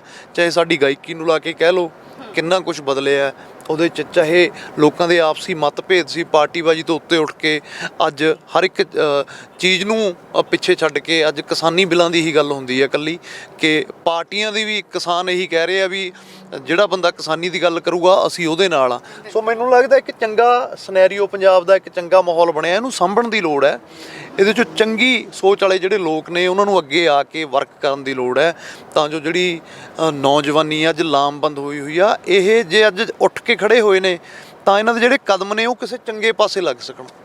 ਜਿਸ ਤਰ੍ਹਾਂ ਤੁਸੀਂ ਨੌਜਵਾਨਾਂ ਦੀ ਇੱਕ ਕਮੇਟੀ ਜਾਂ ਜਥੇਬੰਦੀ ਦੀ ਗੱਲ ਕਰਦੇ ਆ, ਤਾਂ ਬਤੌਰ ਕਲਾਕਾਰ ਤੁਸੀਂ ਨੌਜਵਾਨਾਂ 'ਚ ਵੀ ਵਿਚਰਦੇ ਆ, ਤੁਹਾਡੇ ਹੋਰ ਕਲਾਕਾਰ ਭਾਈਚਾਰੇ ਦੇ ਜਿਵੇਂ ਬੱਬੂ ਮਾਨ ਜੀ ਹੋ ਗਏ, ਕੰਵਰ ਗਰੇਵਾਲ, ਇਹਨਾਂ ਸਾਰੇ ਹਸਤੀਆਂ ਦੇ ਨਾਲ ਵੀ ਜੁੜੇ ਹੋਏ ਆ, ਇਹ ਵੀ ਲਗਾਤਾਰ ਕਿਸਾਨੀ ਅੰਦੋਲਨ ਦੇ ਨਾਲ ਜੁੜੇ ਆ। ਕੀ ਇਹਨਾਂ ਦੀ ਇਸ ਚੀਜ਼ ਦੇ ਉੱਤੇ ਸਹਿਮਤੀ ਬਣਦੀ ਹੈ, ਕਿਉਂਕਿ ਆਪਸ ਤੁਹਾਡੀ ਤਾਂ ਗੱਲਬਾਤ ਚੱਲਦੀ ਹੀ ਰਹਿੰਦੀ ਹੋਏਗੀ? ਸਭ ਦੀ ਸਹਿਮਤੀ ਬਣਦੀ ਹੈ ਜੀ ਇਹਦੇ 'ਚ, ਇਕੱਲੀ ਜਾਂ ਮੈਂ ਇਹ ਕਹਿ ਦੇਵਾਂ, ਕਿਉਂਕਿ ਦੇਖੋ ਇਹ ਤਾਂ ਮੈਂ ਇੱਕ ਬੜੀ ਬੇਸਿਕ ਜੀ ਗੱਲ ਕੀਤੀ ਆ। ਜਦੋਂ ਤੁਸੀਂ ਇੱਕ ਚੀਜ਼ ਸਪੋਜ਼ ਕਰੋ ਵੀ ਇੱਕ ਗੱਡਾ ਹੈ, ਇਹ ਸੰਘਰਸ਼ ਇੱਕ ਗੱਡਾ, ਇਹਨੂੰ ਮੈਂ ਫੋਰ ਐਗਜ਼ਾਮਪਲ ਇਹਦੇ 2 ਪਹੀਏ ਹੈ, ਵੈਸੇ ਤਾਂ ਚਲੋ ਬਹੁਤ ਵਰਗ ਨੇ ਪਰ ਮੈਂ ਮੇਨਲੀ ਮੋਟੀ ਗੱਲ ਕਰਾਂ, 2 ਪਹੀਏ ਹੈ, ਇੱਕ ਹੈਗਾ ਬਜ਼ੁਰਗਾਂ ਦਾ, ਇੱਕ ਹੈਗਾ ਨੌਜਵਾਨਾਂ ਦਾ। ਬਜ਼ੁਰਗਾਂ ਕੋਲੇ ਤਜਰਬਾ ਹੈ, ਨੌਜਵਾਨਾਂ ਕੋਲੇ ਜੋਸ਼ ਹੈ। ਇਹ 2 ਪਹੀਆਂ ਤੋਂ ਬਿਨਾਂ ਤੁਰ ਹੀ ਨਹੀਂ ਸਕਦਾ। ਜੇ ਇੱਕ ਪਹੀਆ ਨਾਲ ਨਹੀਂ ਹੋਊਗਾ ਤਾਂ ਮੈਨੂੰ ਨਹੀਂ ਲੱਗਦਾ ਵੀ ਗੱਡਾ ਅੱਗੇ ਤੁਰੂਗਾ। ਸੋ ਦੋਵਾਂ ਦਾ ਇਕੱਠੇ ਹੋਣਾ ਬਹੁਤ ਜ਼ਰੂਰੀ ਹੈ, ਆਪਸੀ ਸਹਿਮਤੀ ਬਣਾ ਕੇ, ਤਾਲਮੇਲ ਬਣਾ ਕੇ। ਤਾਲਮੇਲ ਕਿਵੇਂ ਬਣੂਗਾ? ਜਦੋਂ ਤੁਸੀਂ ਗੱਲਬਾਤ ਵਿਚਾਰ ਸਾਂਝੇ ਕਰੋਗੇ ਇੱਕ ਦੂਜੇ ਦੇ ਨਾਲ, ਆਪਦੀ ਵਿਚਾਰਧਾਰਾ ਨੂੰ ਜਿਉਂਦਾ ਰੱਖਣਾ ਹੀ ਸਭ ਤੋਂ ਵੱਡੀ ਗੱਲ ਹੁੰਦੀ ਹੈ। ਜਦੋਂ ਤੱਕ ਖੁੰਡ ਚਰਚਾ ਜਿਹੜੀ ਪੁਰਾਣੀ ਪਿੰਡਾਂ 'ਚ ਹੁੰਦੀ ਸੀ, ਕਿਤੇ ਨਾ ਕਿਤੇ ਅੱਜ ਉਹ ਸਾਡੇ 'ਚੋਂ ਵਿਸਰ ਗਈ। ਖੁੰਡ ਚਰਚਾ ਹੀ ਸਾਰੀਆਂ ਚੀਜ਼ਾਂ ਦਾ ਹੱਲ ਹੈ। ਜੇ ਪਿੰਡ 'ਚ ਕੋਈ ਮਾੜੀ ਮੋਟੀ ਮੰਨ ਲਓ ਵੀ ਕੋਈ ਨੋਕ ਝੋਕ ਵੀ ਹੋ ਜਾਂਦੀ ਸੀ ਨਾ, ਵੀ ਕਿਤੇ ਪਿੰਡ 'ਚ ਕੋਈ ਦਾਰੂ ਪੀ ਕੇ ਰਾਤ ਨੂੰ ਕੋਈ ਲੜ ਵੀ ਪੈਂਦਾ ਸੀ, ਉਹਦੀ ਵੀ ਖੁੰਡ ਚਰਚਾ ਉੱਥੇ ਸ਼ਾਮ ਨੂੰ ਸੱਥ 'ਚ ਹੋ ਜਾਂਦੀ ਸੀ ਵੀ ਭਾਈ ਕੱਲ੍ਹ ਫਲਾਣੇ ਦੇ ਘਰੇ ਆਹ ਕੁੱਤ ਕਲੇਸ਼ ਹੋਇਆ ਜਾਂ ਕਿਸੇ ਦਾ ਵਿਆਹ ਹੋਣਾ, ਤਾਂ ਉਹਨਾਂ ਨੇ ਕਹਿਣਾ ਵੀ ਭਾਈ ਆ ਫਲਾਣੇ ਦੀ ਅੱਜ NRI ਨੂੰਹ ਆਈ ਹੈ। ਇਹ ਚਰਚਾ ਹੋਣੀ ਬਹੁਤ ਜ਼ਰੂਰੀ ਹੈ। ਚਰਚਾ ਕਿਵੇਂ ਹੋਊਗੀ? ਗੱਲਬਾਤ ਦੇ ਜ਼ਰੀਏ। ਜਦੋਂ ਤੁਸੀਂ ਕਿਤੇ ਨਾ ਕਿਤੇ ਮੈਨੂੰ ਲੱਗਦਾ ਵੀ ਇਹ ਤਰਾਸ ਦੀ ਰਹੀ ਹੈ ਵੀ ਉਹਨਾਂ ਮੰਚਾਂ ਤੋਂ, ਜਿਹੜੇ ਏਡੇ ਵੱਡੇ ਵਿਸ਼ਾਲ ਮੰਚ ਨੇ ਕੁੰਡਲੀ ਬਾਰਡਰ 'ਤੇ, ਉਹਨਾਂ 'ਚੋਂ ਮੁਰਦਾਬਾਦ ਦੇ ਨਾਅਰੇ ਜਦੋਂ ਲੱਗੇ ਆ ਕੋਈ ਖਾਸ ਨਾਮਾਂ ਨੂੰ ਲੈ ਕੇ, ਤਾਂ ਉਹ ਮੈਨੂੰ ਲੱਗਦਾ ਵੀ ਗਲਤ ਸੀ। ਉਹ ਨਹੀਂ ਇੱਕਦਮ ਤੁਸੀਂ ਕਿਸੇ ਨੂੰ ਮੁਰਦਾਬਾਦ ਨਹੀਂ ਕਹਿ ਸਕਦੇ। ਉਹ ਕੋਈ ਚੰਗਾ ਸੰਕੇਤ ਨਹੀਂ ਉਹ ਲੋਕਾਂ 'ਚ ਗਿਆ। ਉਹਦੇ ਤੋਂ ਬਾਅਦ 'ਚ ਹੀ ਕੰਮ ਬਹੁਤ ਉਲਝ ਗਿਆ। ਉਹ ਇੱਕ ਵਰਗ ਸੀ, ਨੌਜਵਾਨਾਂ ਨੂੰ ਲੱਗਿਆ ਵੀ ਸਾਨੂੰ ਸਾਡੇ ਬਣਦੇ ਹੱਕ ਨੇ ਜਿਹੜੇ ਉਹ ਨਹੀਂ ਦਿੱਤੇ ਗਏ, ਜਥੇਬੰਦੀਆਂ ਵੱਲੋਂ ਨਹੀਂ ਮਿਲੇ। ਜਥੇਬੰਦੀਆਂ ਦਾ ਕਾਬ ਦਾ ਬਹੁਤ ਵੱਡਾ ਕੇਡਰ ਹੈ, ਨੌਜਵਾਨਾਂ ਦਾ ਜਾਂ ਸਾਡਾ ਕਲਾਕਾਰਾਂ ਨੂੰ ਜਿਹੜੇ ਪਿਆਰ ਕਰਦੇ ਆ ਜਾਂ ਜਿਹੜੇ ਲੋਕ ਆਏ ਆ ਉਹਨਾਂ ਦਾ ਇੱਕ ਆਪ ਦਾ ਬਹੁਤ ਵੱਡਾ ਕੇਡਰ ਹੈ। ਪਰ ਇੱਕ ਕੇਡਰ ਉਹ ਵੀ ਹੈ ਜਿਹੜੇ ਦੋਵਾਂ ਨੂੰ ਫੋਲੋ ਕਰਦੇ ਆ। ਉਹਨਾਂ ਲੋਕਾਂ ਨੂੰ ਇਸ ਸੰਘਰਸ਼ ਨੇ ਘਰਾਂ 'ਚੋਂ ਬਾਹਰ ਕੱਢਿਆ ਸੀ, ਉਹਨਾਂ ਲੋਕਾਂ ਨੂੰ ਹੀ ਘਰਾਂ 'ਚੋਂ ਬਾਹਰ ਕੱਢਣਾ ਬਹੁਤ ਔਖਾ ਹੈ। ਉਹ ਲੋਕ ਕਿਤੇ ਨਾ ਕਿਤੇ ਡਬਲ ਮਾਈਂਡਡ ਹੋ ਕੇ ਦੁਬਾਰੇ ਆ ਗਏ ਘਰਾਂ ਦੇ ਵਿੱਚ ਵੀ ਯਾਰ ਦੇਖੋ ਹੁਣ ਕੀ ਬਣੂਗਾ, ਇਹ ਤਾਂ ਅੱਡ ਹੋ ਗਏ। ਹੁਣ ਉਹ ਅੱਧੇ ਕਹਿ ਰਹੇ ਆ ਵੀ ਅਸੀਂ ਸਹੀ ਹਾਂ, ਅੱਧੇ ਕਹਿ ਰਹੇ ਆ ਅਸੀਂ ਸਹੀ ਹਾਂ। ਕਿਤੇ ਨਾ ਕਿਤੇ ਇਹ ਜਿਹੜੀ ਆਪਸੀ ਇਹਨਾਂ ਦੇ ਮਤਭੇਦ ਹੋਏ ਸੀ, ਇਹਨਾਂ ਨੂੰ ਸਮੇਟਣਾ ਜਾਂ ਇਹਨਾਂ ਨੂੰ ਇਕੱਠੇ ਕਰਨਾ ਬਹੁਤ ਜ਼ਰੂਰੀ ਸੀ। ਇਹ ਗੱਲ ਇਕੱਠੇ ਕਿਵੇਂ ਹੋਊਗੀ? ਜਦੋਂ ਤੁਸੀਂ ਇੱਕ ਨੌਜਵਾਨਾਂ ਦੀ, ਚਾਹੇ ਉਹ ਕਲਾਕਾਰ ਨੇ, ਚਾਹੇ ਬੁੱਧੀਜੀਵੀ ਨੇ, ਸਮਾਜ ਸੇਵੀ ਨੇ, ਵਕੀਲ ਨੇ, ਚਾਹੇ ਕੋਈ ਵੀ ਵਰਗ ਹੈ, ਨੌਜਵਾਨ ਨੇ, ਕਬੱਡੀ ਵਾਲੇ ਨੇ, ਇਹਨਾਂ ਦੀ ਇੱਕ ਆਪਸੀ ਇੱਕ ਦੋ ਮੈਂਬਰ ਲੈ ਕੇ ਕੋਈ ਕਮੇਟੀ ਬਣਨੀ ਚਾਹੀਦੀ ਹੈ। ਅਸੀਂ ਨਹੀਂ ਅਗਵਾਈ ਨਹੀਂ ਮੰਗ ਰਹੇ, ਅਸੀਂ ਆਪ ਦੀ ਗੱਲ ਰੱਖਣ ਨੂੰ ਇੱਕ ਪਲੇਟਫਾਰਮ ਮੰਗ ਰਹੇ ਹਾਂ ਵੀ ਸਾਨੂੰ, ਅਸੀਂ ਟਾਈਮ ਤੇ ਜਿਹੜੇ ਪ੍ਰੋਗਰਾਮ ਉਲੀਕੇ ਜਾਂ ਤੁਸੀਂ ਜਿਹੜੇ ਉਲੀਕੇ, ਅਸੀਂ ਉਹਨਾਂ ਦੇ ਫੁੱਲ ਚੜ੍ਹਾਏ। ਅੱਜ ਤੱਕ ਜੋ ਜਥੇਬੰਦੀਆਂ ਨੇ ਕਿਹਾ ਅਸੀਂ ਉਹੀ ਕੀਤਾ। ਜਿਹੜੇ ਪ੍ਰੋਗਰਾਮ ਦਿੱਤੇ, ਚਾਹੇ ਉਹ ਰੇਲਾਂ ਰੋਕਣ ਦਾ ਸੀ, ਚਾਹੇ ਟੋਲ ਪਲਾਜ਼ੇ ਰੋਕਣ ਦਾ ਸੀ, ਚਾਹੇ ਘਰਾ ਸੀਗਾ ਮਿਨਿਸਟਰਾਂ ਦਾ, ਅਫਸਰਾਂ ਦਾ, ਵੱਡੇ ਲੀਡਰਾਂ ਦਾ, BJP ਵਾਲਿਆਂ ਦਾ, ਉਹ ਕੀਤਾ। ਦਿੱਲੀ ਜਾਣ ਦੀ ਵੀ ਕਾਲ ਸੀ, ਉਹ ਨੌਜਵਾਨੀ ਨੇ ਮੂਹਰੇ ਹੋ ਕੇ ਕੀਤੀ ਨਾ, ਆਪਦਾ ਫਰਜ਼ ਸਮਝਦੇ ਹੋਏ। ਚਲੋ ਹੈ ਵੀ ਸਾਡਾ ਫਰਜ਼ ਸੀ। ਹੁਣ ਜਦੋਂ ਇੱਕ ਮੋਰਚਾ ਐਸੀ ਸਥਿਤੀ 'ਚ ਆ ਗਿਆ ਵੀ ਜਦੋਂ ਅਸੀਂ ਆਪਣੀ ਜਿੱਤ ਦੇ ਬਿਲਕੁਲ ਨੇੜੇ ਹਾਂ, ਉਹ ਇੱਕ ਪ੍ਰੋਗਰਾਮ, ਚਲੋ ਕਿਸੇ ਚੀਜ਼ ਦੇ ਚੰਗੇ ਪੱਖ ਜਾਂ ਮਾੜੇ ਪੱਖ ਪਹਿਲਾਂ ਨਹੀਂ ਪਤਾ ਹੁੰਦਾ। ਮੈਂ ਵੀ ਇੱਕ ਇੰਟਰਵਿਊ 'ਚ ਕਿਹਾ ਸੀ ਵੀ 26 ਤਰੀਕ ਦੀ ਕਾਲ ਹੀ ਨਹੀਂ ਰੱਖਣੀ ਚਾਹੀਦੀ ਸੀ, 26 ਜਨਵਰੀ ਨੂੰ ਰੱਖਣਾ ਹੀ ਨਹੀਂ ਚਾਹੀਦਾ ਸੀ, ਕਿਉਂਕਿ ਇੱਕ ਸਾਡੇ ਦੇਸ਼ ਦਾ ਸੰਵਿਧਾਨ ਲਾਗੂ ਹੋਇਆ, ਕਿੱਡਾ ਵੱਡਾ ਦਿਨ ਹੈ। ਪਰ ਚਲੋ ਇਹ ਜੇ ਪਹਿਲਾਂ ਆਪਾਂ ਨੂੰ ਪਤਾ ਹੋਵੇ ਵੀ ਇਹ ਚੀਜ਼ ਦਾ ਆਪਣੇ 'ਤੇ ਸਹੀ ਅਸਰ ਨਹੀਂ ਪਊਗਾ ਤਾਂ ਫਿਰ ਅਸੀਂ ਕਰੀਏ ਹੀ ਨਾ। ਕੀਤਾ ਤਾਂ ਉਹ ਭਲਾਈ ਦੇ ਲਈ ਸੀ, ਪਰ ਉੱਥੇ ਉਹ ਚੀਜ਼, ਉਹਦਾ ਨੈਗੇਟਿਵ ਇਫੈਕਟ ਸਾਡੇ 'ਤੇ ਪੈ ਗਿਆ, ਸਾਡੇ 'ਚ ਬਖਰੇਵੇਂ ਹੋ ਗਏ। ਪਰ ਕਦੋਂ ਤੱਕ ਅਸੀਂ ਉਹਨਾਂ ਚੀਜ਼ਾਂ ਬਾਰੇ ਹੀ ਟੀਕਾ ਟਿੱਪਣੀ ਕਰੀ ਜਾਵਾਂਗੇ, ਕਦੋਂ ਤੱਕ ਉਹਨਾਂ ਨੂੰ ਵਧਾਈ ਜਾਵਾਂਗੇ ਨਾ? ਇਹ ਤਾਂ ਲੱਸੀ ਵਾਲਾ ਕੰਮ ਹੈ, ਇਹਦੇ 'ਚੋਂ ਨਿਕਲਣਾ ਕੁਛ ਨਹੀਂ, ਕੱਚੀ ਲੱਸੀ। ਇਹਨਾਂ ਨੂੰ ਪਿੱਛੇ ਛੱਡ ਕੇ ਜੋ ਹੋ ਗਿਆ ਸਰਕਾਰ ਤਾਂ ਚਾਹੁੰਦੀ ਹੈ ਨਾ ਵੀ ਇਹ ਆਪਸ ਚੁਲਝੇ ਰਹਿਣ, ਅੱਗੇ ਵੋਟਾਂ ਵੀ ਆ ਰਹੀਆਂ ਨੇ, ਜੋ ਹੋ ਗਿਆ ਉਹਨੂੰ ਪਿੱਛੇ ਛੱਡ ਕੇ ਹੁਣ ਅੱਗੇ ਵਧਣ ਦੀ ਲੋੜ ਹੈ। ਹੁਣ ਅਗਲੀਆਂ ਰਣਨੀਤੀਆਂ ਦੀ ਲੋੜ ਹੈ, ਸਿੱਖ ਕੇ ਜਿਹੜੀਆਂ ਗਲਤੀਆਂ ਹੋਈਆਂ ਨੇ ਉਹਨਾਂ ਤੋਂ ਸਿੱਖ ਕੇ ਅੱਗੇ ਵਧਣ ਦੀ ਲੋੜ ਹੈ। ਜੋ ਪਿੱਛੇ ਹੋ ਗਿਆ, ਹੁਣ ਨੌਜਵਾਨੀ ਦਾ ਵੱਡਾ ਰੋਲ ਰਿਹਾ। ਹੁਣ ਨੌਜਵਾਨੀ ਕੀ ਮੰਗ ਕਰਦੀ ਹੈ ਵੀ ਸਾਡੇ ਜਿਹੜੇ ਆਗੂ ਨੇ ਤੁਸੀਂ ਉਹਨਾਂ ਨੂੰ ਵਿੱਚ ਲੈ ਲਓ, ਤਾਂ ਉਹਨਾਂ ਨੂੰ ਲੈ ਲੈਣਾ ਚਾਹੀਦਾ। ਕਮੇਟੀ ਇੱਕ ਬਣ ਜਾਣੀ ਚਾਹੀਦੀ ਇੱਦਾਂ ਦੀ ਜਿਹਦੇ 'ਚ ਨੌਜਵਾਨੀ ਆਪਦੀਆਂ ਮੰਗਾਂ ਜਾਂ ਆਪਦੇ ਪ੍ਰੋਗਰਾਮ ਤੁਹਾਡੇ ਨਾਲ ਡਿਸਕਸ ਕਰਕੇ, ਸਾਂਝੇ ਪ੍ਰੋਗਰਾਮ, ਇਹ ਨਹੀਂ ਹੈਗਾ ਵੀ ਅਸੀਂ ਆਪਦੇ ਲੱਗ ਰੱਖਾਂਗੇ, ਸਾਂਝੇ ਪ੍ਰੋਗਰਾਮ, ਜਿਵੇਂ ਅੱਜ ਇਸ ਸਟੇਜ ਤੋਂ ਇੱਕ ਸਾਂਝੀ ਭਾਈਵਾਲ ਦਾ ਸੰਕੇਤ ਗਿਆ, ਉਹ ਆਪਦੇ ਡਿਸਕਸ ਕਰਕੇ ਜਥੇਬੰਦੀਆਂ ਦੇ ਨਾਲ ਸਲਾਹ ਮਸ਼ਵਰਾ ਅੱਗੇ ਸੰਘਰਸ਼ ਨੂੰ ਹੋਰ ਤਿੱਖਾ ਕਰਨ ਲਈ ਅਗਲੇ ਆਉਣ ਵਾਲੇ ਦਿਨਾਂ 'ਚ ਹੋਰ ਪ੍ਰੋਗਰਾਮ ਲੀਕ ਸਕਣ। ਸੋ ਮਤਲਬ ਬੀਤੇ ਤੋਂ ਹੱਲ ਕੱਢਣ ਦੀ ਜਿਹੜੀ ਹੈਗੀ ਆ ਲੋੜ ਆ, ਪਿੱਛੇ ਵਾਲੇ ਨੂੰ ਭੁੱਲ ਕੇ ਹੁਣ ਅੱਗੇ ਵਧਣ ਦੀ ਲੋੜ ਹੈ ਸਾਨੂੰ। ਜੋ ਪਿੱਛੇ ਹੋ ਗਿਆ ਉਹਦੇ ਤੋਂ ਸਿੱਖ ਕੇ, ਜੋ ਸਾਡੇ ਤੋਂ ਗਲਤੀਆਂ ਹੋਈਆਂ ਨੇ ਉਹ ਦੁਬਾਰੇ ਨਾ ਹੋਣ। ਨੌਜਵਾਨੀ ਨੂੰ ਨਾਲ ਲੈ ਕੇ, ਜਿਹੜਾ ਯੂਥ ਡਿਮਾਂਡ ਕਰਦਾ ਹੈ ਕਿ ਸਾਨੂੰ ਆਹ ਬੰਦੇ ਚਾਹੀਦੇ ਨੇ, ਉਹਨਾਂ ਨੂੰ ਨਾਲ ਲੈ ਕੇ ਇੱਕ ਤਾਲਮੇਲ ਕਮੇਟੀ ਬਣਾ ਕੇ, ਚਾਹੇ ਉਹ ਉੱਤਰਾਖੰਡ ਵਾਲੇ ਨੇ, ਯੂਪੀ ਵਾਲੇ ਨੇ, ਪੰਜਾਬ ਵਾਲੇ ਨੇ, ਹਰਿਆਣੇ ਵਾਲੇ ਨੇ, ਗਾਉਣੇ ਵਾਲੇ ਨੇ, ਕਬੱਡੀ ਵਾਲੇ ਨੇ, ਨੌਜਵਾਨੀ ਜਿੱਥੇ ਆ ਗਈ, ਚਾਹੇ ਉਹ ਵਰਗ ਕੋਈ ਵੀ ਹੋਵੇ, ਅੱਗੇ ਉਹਨਾਂ ਨੂੰ ਨਾਲ ਲੈ ਕੇ ਰਲ ਕੇ ਚੱਲਣਾ ਚਾਹੀਦਾ। ਤਾਂ ਜਿਹੜੀ ਜਿੱਤ ਹੈ ਉਹ ਯਕੀਨੀ ਹੈ, ਜਿੱਤ ਕਿਸਾਨੀ ਦੀ ਹੀ ਹੋਊਗੀ। ਹੋ ਸਕਦਾ ਹੈ ਗੌਰਮੈਂਟ ਨੂੰ ਇਹ ਲੱਗਦਾ ਕਿ ਅਸੀਂ ਇਹ ਸੰਘਰਸ਼ ਨੂੰ ਲੰਬਾ ਪਾ ਕੇ ਠੰਡਾ ਪਾ ਦਾਂਗੇ, ਪਰ ਇਦਾਂ ਦਾ ਕੁਝ ਵੀ ਨਹੀਂ ਹੋਣਾ। ਸਾਨੂੰ ਕਿਹਾ ਜਾਂਦਾ ਸੀ ਵੀ ਇਹ ਸੰਘਰਸ਼ ਇਕੱਲੇ ਪੰਜਾਬ ਦਾ ਹੈ, ਤੇ ਅੱਜ ਤਾਂ ਸਾਡੇ ਨਾਲ ਪੂਰੀ ਦੁਨੀਆ ਇਸ ਸੰਘਰਸ਼ 'ਚ, ਮੈਨੂੰ ਲੱਗਦਾ ਵੀ ਪੰਜਾਬ ਕੀ, ਹਰਿਆਣਾ ਕੀ, ਬੰਗਾਲ 'ਚ ਇਲੈਕਸ਼ਨ ਹੈ, ਉੱਥੇ ਵੀ ਕਿਸਾਨਾਂ ਦਾ ਕਿੱਡਾ ਭਰਮਾ ਪਿਛਲੇ ਦਿਨਾਂ 'ਚ ਤੁਸੀਂ ਦੇਖਿਆ ਰਿਸਪੌਂਸ ਰਿਹਾ। ਤਾਂ ਮੈਨੂੰ ਲੱਗਦਾ ਵੀ ਇਹ ਅੱਜ ਸਾਰੇ ਭਾਰਤ ਦਾ ਕੀ, ਸਾਰੀ ਦੁਨੀਆ ਇਸ ਸੰਘਰਸ਼ ਨਾਲ ਜੁੜ ਚੁੱਕੀ ਹੈ। ਇਹ ਇਕੱਲੇ ਪੰਜਾਬ ਦਾ ਜਾਂ ਇਕੱਲੇ ਹਰਿਆਣੇ ਦਾ ਨਹੀਂ। ਹੁਣ ਇਹ ਮਤਲਬ ਕਿਸਾਨਾਂ ਦਾ ਸੰਘਰਸ਼ ਹੈ। ਜਿਹੜੇ ਅਨਿਆਏ ਪਸੰਦ ਲੋਕ ਨੇ, ਜਿਹੜੇ ਨਿਆਂ ਪਸੰਦ ਲੋਕ ਨੇ, ਜਿਹੜੇ ਸ਼ਾਂਤੀ ਚਾਹੁੰਦੇ ਨੇ, ਇਹ ਉਹਨਾਂ ਦਾ ਸੰਘਰਸ਼ ਹੈ। ਆਪਦਿਆਂ ਹੱਕਾਂ ਲਈ ਲੜ ਰਹੇ ਲੋਕਾਂ ਦਾ ਸੰਘਰਸ਼ ਹੈ। ਸੋ ਇਹ ਜਿੱਤ ਹੈ ਜਿਹੜੀ ਯਕੀਨੀ, ਉਹ ਸੱਚ ਦੀ ਹੀ ਹੋਣੀ ਹੈ ਜੀ। ਜਸ ਹੁਣ ਤੱਕ 26 ਬੜੀ ਇੰਪੋਰਟੈਂਟ ਰਹੀ ਆ, ਚਾਹੇ ਅਸੀਂ 26 ਨਵੰਬਰ ਦੀ ਗੱਲ ਕਰਦੇ ਹਾਂ, 26 ਜਨਵਰੀ ਦੀ ਗੱਲ ਕਰਦੇ ਹਾਂ, ਤੇ ਹੁਣ ਫਿਰ 26 ਨੂੰ ਬੰਦ ਦਾ ਜਿਹੜਾ ਹੈਗਾ ਦਿੱਤਾ। ਹਾਲੇ ਤੱਕ ਚੱਕਾ ਜਾਮ ਕੀਤਾ ਜਾ ਰਿਹਾ ਸੀ, ਰੇਲਾਂ ਰੋਕੀਆਂ ਜਾ ਰਹੀਆਂ ਸੀਗੀਆਂ। ਸੋ ਕੀ ਹਮੇਸ਼ਾ ਕਲਾਕਾਰ ਭਾਈਚਾਰੇ ਨੇ ਬੜਾ ਭਰਵਾਂ ਉਹਨੂੰ ਸਪੋਰਟ ਕੀਤਾ ਹੈਗਾ, ਤੇ ਕੀ ਇਸ ਵਾਰ ਵੀ ਭਾਰਤ ਬੰਦ ਨੂੰ ਲੈ ਕੇ ਉਸੇ ਤਰ੍ਹਾਂ ਦੇ ਨਾਲ ਲੋਕਾਂ ਦੇ ਹੌਸਲੇ ਬੁਲੰਦ ਕਰਨ ਦੇ ਲਈ ਤਿਆਰ ਹੋ? ਬਿਲਕੁਲ। ਜਦੋਂ ਤੱਕ, ਮੈਂ ਤਾਂ ਉੱਥੇ ਵੀ ਕਹਿ ਕੇ ਆਇਆ ਵੀ ਜਦੋਂ ਤੱਕ ਸੰਘਰਸ਼ ਚੱਲੂਗਾ, ਪਹਿਲੇ ਦਿਨ ਵੀ ਕਿਹਾ ਸੀ ਵੀ ਨਾਲ ਹੀ ਡਟ ਕੇ ਖੜਾਂਗੇ, ਕਿਉਂਕਿ ਐਜ਼ ਐਨ ਕਲਾਕਾਰ ਨਹੀਂ, ਅਸੀਂ ਜ਼ਿਮੀਂਦਾਰ ਹਾਂ, ਅਸੀਂ ਕਿਸਾਨ ਹਾਂ। ਸਾਨੂੰ ਪਤਾ ਹੈ ਇਹਨਾਂ ਖੇਤਾਂ ਦੀ ਅਹਿਮੀਅਤ ਕੀ ਹੈ, ਸਾਨੂੰ ਪਤਾ ਸਾਡਾ ਕਿੱਦਾਂ ਇਹਨਾਂ ਖੇਤਾਂ ਨਾਲ ਕੋਈ ਅਸੀਂ ਰੁਜ਼ਗਾਰ ਦੇ ਤੌਰ 'ਤੇ ਨਹੀਂ ਜੁੜੇ ਹੋਏ, ਰੋਟੀ ਪਾਣੀ ਦੇ ਲਈ ਨਹੀਂ ਜੁੜੇ ਹੋਏ। ਚਲੋ ਉਹ ਤਾਂ ਹੈ ਹੀ ਹੈ, ਸਾਡਾ ਕਿੱਤਾ ਤਾਂ ਹੈ, ਪਰ ਅਸੀਂ ਇਮੋਸ਼ਨਲੀ ਵੀ ਬਹੁਤ ਜੁੜੇ ਹਾਂ। ਸਾਡੀਆਂ ਇਹਨਾਂ ਖੇਤਾਂ ਦੇ ਨਾਲ ਯਾਦਾਂ ਜੁੜੀਆਂ ਨੇ, ਮੋਟਰਾਂ ਦੇ ਨਾਲ, ਚਵੱਚੇ ਨੇ, ਆਲੂ ਨੇ, ਇਹ ਖੂਹਾਂ ਦੇ ਨਾਲ ਸਾਡਾ ਬਹੁਤ ਕੁਝ ਜੁੜਿਆ। ਸੋ ਅਸੀਂ ਇੱਦਾਂ ਨਹੀਂ ਹੈਗਾ ਵੀ ਕੋਈ ਵੀ ਅੱਜ ਗੌਰਮੈਂਟ ਦੀ ਕੋਈ ਨੀਤੀ ਬਣ ਗਈ ਕਿ ਪ੍ਰੋਗਰਾਮ ਬਣ ਗਿਆ ਵੀ ਹਾਂਜੀ ਇਹ ਕਾਰਪੋਰੇਟ ਨੂੰ ਦੇ ਦਿਓ ਤਾਂ ਅਸੀਂ ਲਿਜਾਣ ਦੇ ਦਾਂਗੇ, ਨਹੀਂ, ਕਦੇ ਵੀ ਇਹ ਪੋਸੀਬਲ ਨਹੀਂ। ਡਟ ਕੇ ਵਿਰੋਧ ਕਰਾਂਗੇ।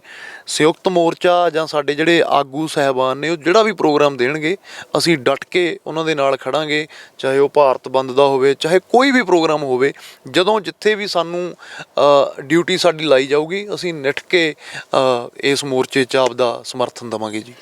ਜਸ ਇਹਨਾਂ ਦਿਨਾਂ ਦੇ ਵਿੱਚ ਜੇ ਪੰਜਾਬ 'ਚ ਦੇਖੀਏ ਤਾਂ ਸਿਆਸੀ ਹਵਾ ਵਗਣੀ ਸ਼ੁਰੂ ਹੋ ਗਈ ਹੈ, ਕਿਤੇ ਨਾ ਕਿਤੇ ਸਿਆਸੀ ਗਲਿਆਰਿਆਂ ਦੇ ਵਿੱਚ ਚਰਚਾ, ਰੈਲੀਆਂ, ਮੈਂ ਕਿਸਾਨ ਹਾਂ, ਸਿਆਸੀ ਆਗੂਆਂ ਦੇ ਵੱਲੋਂ ਕਹਿਣਾ। ਸੋ ਸਿਆਸੀ ਰੰਗ ਦੇਖਣ ਨੂੰ ਮਿਲ ਰਿਹਾ। ਬਤੌਰ ਕਲਾਕਾਰ ਸਭ ਤੋਂ ਪਹਿਲਾਂ ਇਸ ਅੰਦੋਲਨ ਦੇ ਵਿੱਚ ਤੁਸੀਂ ਨਿਤਰੇ ਸੀ, ਔਰ ਲੋਕਾਂ ਨੇ ਤੁਹਾਨੂੰ ਪਿਆਰ ਵੀ ਬਹੁਤ ਦਿੱਤਾ। ਤੇ ਕੀ ਕੋਈ ਸਿਆਸੀ ਪਾਸੇ ਵੱਲ ਜਾਣ ਦੀ ਕੋਈ ਪੇਸ਼ਕਸ਼ ਜਾਂ ਮਨ 'ਚ ਕੋਈ ਵਿਚਾਰ ਆਉਂਦਾ? ਕਿਉਂਕਿ ਲੋਕ ਹੁਣ ਆਪਣਾ ਮੰਨਦੇ ਆ, ਔਰ ਕਿਤੇ ਨਾ ਕਿਤੇ ਇੱਕ ਕਿਰਦਾਰ ਜਿਹੜਾ ਹੈ ਉਹ ਕਲਾਕਾਰਾਂ ਦਾ ਵੀ ਸਾਹਮਣੇ ਆਇਆ ਕਿ ਹਾਂ ਆਪਣੇ ਸਮਾਜ ਲਈ ਖਲੋਂਦੇ ਨੇ, ਖੜਦੇ ਨੇ। ਇੱਕ ਰਾਜਨੀਤਿਕ ਆਗੂ ਦੇ ਵਿੱਚ ਵੀ ਇਹੀ ਜਿਹੜੇ ਗੁਣ ਨੇ ਉਹ ਹੋਣੇ ਚਾਹੀਦੇ ਨੇ। ਕੁਛ ਇੱਦਾਂ ਦਾ ਵੀ ਮਨ ਦੇ ਵਿੱਚ ਚੱਲ ਰਿਹਾ ਹੈਗਾ? ਦੇਖੋ, ਮੈਨੂੰ ਲੱਗਦਾ ਵੀ ਜਿਹੜੀ ਸਮਾਜਿਕ ਚੇਤਨਾ ਹੁੰਦੀ ਹੈ, ਤੁਹਾਨੂੰ ਰਹਿਣਾ ਸਹਿਣਾ ਸਮਾਜ ਦੇ ਵਿੱਚ, ਸਮਾਜ ਦੇ ਨਾਲ ਚੱਲਣਾ ਆਉਣਾ ਚਾਹੀਦਾ। ਉਵੇਂ ਇੱਕ ਸਿਆਸਤੀ ਚੇਤਨਾ ਹੁੰਦੀ ਹੈ, ਪੋਲੀਟੀਕਲ ਇੱਕ ਨੌਲੇਜ ਦਾ ਹੋਣਾ ਬਹੁਤ ਜ਼ਰੂਰੀ ਹੈ। ਇਹਦੇ 'ਚ ਇਹ ਨਹੀਂ ਹੈਗਾ ਵੀ ਹਰ ਇੱਕ ਬੰਦੇ ਨੂੰ, ਹਰ ਇੱਕ ਨੌਜਵਾਨ ਨੂੰ, ਹਰ ਇੱਕ ਵਰਗ ਨੂੰ ਪੋਲੀਟੀਕਲੀ ਅਵੇਅਰ ਰਹਿਣਾ ਬਹੁਤ ਜ਼ਰੂਰੀ ਹੈ। ਇਹ ਮੈਨੂੰ ਲੱਗਦਾ ਵੀ ਥੋੜ੍ਹੀ ਜਿਹੀ ਗੱਲ ਲੰਬੀ ਹੋ ਜਾਣੀ ਹੈ। ਇਹ ਬਿੱਲਾਂ ਨੂੰ ਆਪਾਂ ਇਸ ਚੀਜ਼ ਨਾਲ ਜੋੜਾਂਗੇ ਜੇ ਸਾਨੂੰ ਸਾਡੇ ਹੱਕਾਂ ਦੇ ਖਾਤਰ, ਜੇ ਸਾਨੂੰ ਸਾਡੇ ਸਰਪੰਚ ਨੂੰ, ਪਿੰਡ ਦੀ ਜਿਹੜੀ ਪੰਚਾਇਤ ਹੁੰਦੀ ਆ ਉਹ ਸਭ ਤੋਂ ਛੋਟੀ ਸਿਆਸਤ ਮੰਨੀ ਜਾਂਦੀ ਹੈ, ਜੇ ਸਾਨੂੰ ਸਾਡੇ ਸਰਪੰਚ ਨੂੰ ਸਵਾਲ ਕਰਨੇ ਆ ਜਾਂਦੇ ਵੀ ਭਾਈ ਆ ਤੈਨੂੰ ਗ੍ਰਾਂਟ ਕਿੱਥੋਂ ਆਈ ਹੈ, ਇਹਦੇ 'ਤੇ ਕਿੰਨੇ ਪੈਸੇ ਤੂੰ ਪਿੰਡ 'ਤੇ ਲਾਏਗਾ, ਕਿੰਨੇ ਪੈਸੇ ਪਿੰਡ ਦੇ ਵਿਕਾਸ 'ਤੇ ਲਾਏਗਾ, ਕਿੰਨੇ ਪੈਸੇ ਪਿੰਡ ਦੇ ਭਲਾਈ ਦੇ ਕੰਮਾਂ 'ਤੇ ਲਾਏਗਾ। ਜੇ ਅਸੀਂ ਉਹਨੂੰ ਸਵਾਲ ਕਰਨੇ ਸ਼ੁਰੂ ਕਰ ਦਿੰਦੇ ਤਾਂ ਅੱਜ ਇਹ ਦਿਨ ਹੀ ਨਹੀਂ ਆਉਣੇ ਸੀ। ਸੋ ਪੋਲੀਟੀਕਲ ਅਵੇਅਰ ਹੋਣਾ ਬਹੁਤ ਜ਼ਰੂਰੀ ਹੈ। ਮੈਨੂੰ ਲੱਗਦਾ ਵੀ ਜੇ ਅੱਜ ਮੈਂ ਗੱਲ ਕਰਦਾ, ਜੇ ਮੈਂ ਗੱਲ ਕਰ ਦੇਵਾਂ ਵੀ ਹਾਂ ਮੈਂ ਪੋਲੀਟੀਕਲ ਅਵੇਅਰ ਹਾਂ, ਤਾਂ ਲੋਕ ਕਹਿ ਦੇਣਗੇ, ਲੋਕ ਡਰਦੇ ਆ।